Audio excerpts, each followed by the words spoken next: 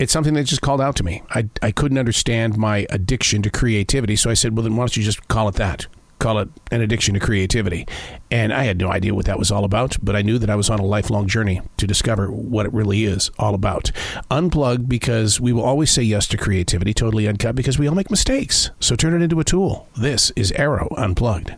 I can see change within this forest. The leaves are starting to lose their color of green. The early starters of a new season have showcased the dance, the flight from limb to the wooded floor below. My, how fast time is soaring. And yet, I've never heard any of these trees complain about the ticks on the clock. They always appear to be grateful. Of all places on the planet, they landed here. And somehow, they have found incredible amounts of joy. As a human being, what does any of this mean?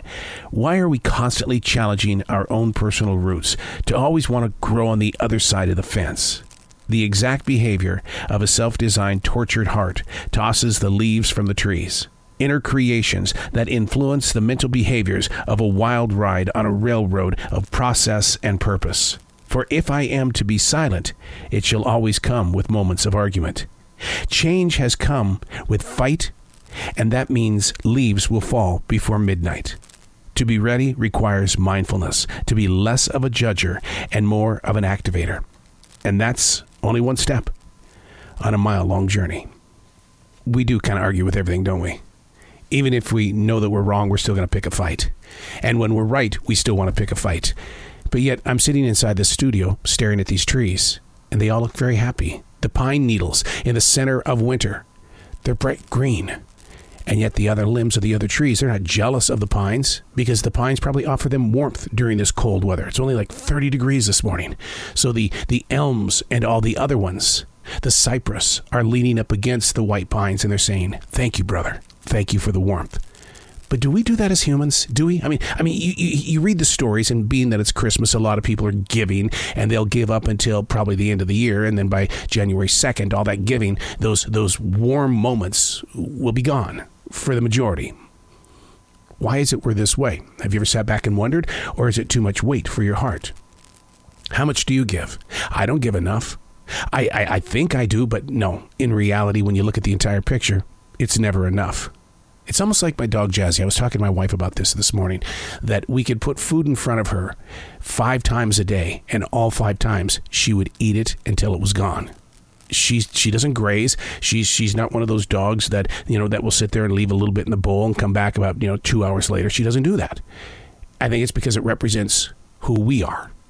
That if there's something placed in front of us, we all devour it immediately and then want more. And even though you are full, you want more and more and more. So as we begin to mature through our years of unwritten chapters, you have to wonder, when does more become too much? And when we have too much, where are we storing it?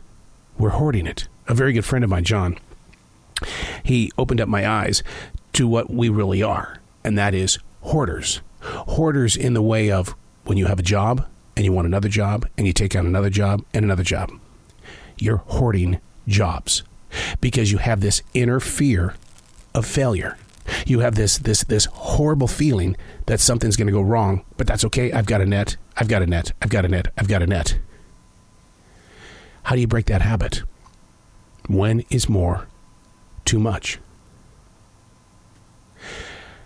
I look at these trees this morning. Low 30s. The pines are keeping the elms nice and warm because the elm don't have leaves. They don't have to have more to survive. I think we can learn from this. These aren't my words. These are the lyrics from Billy's Forest.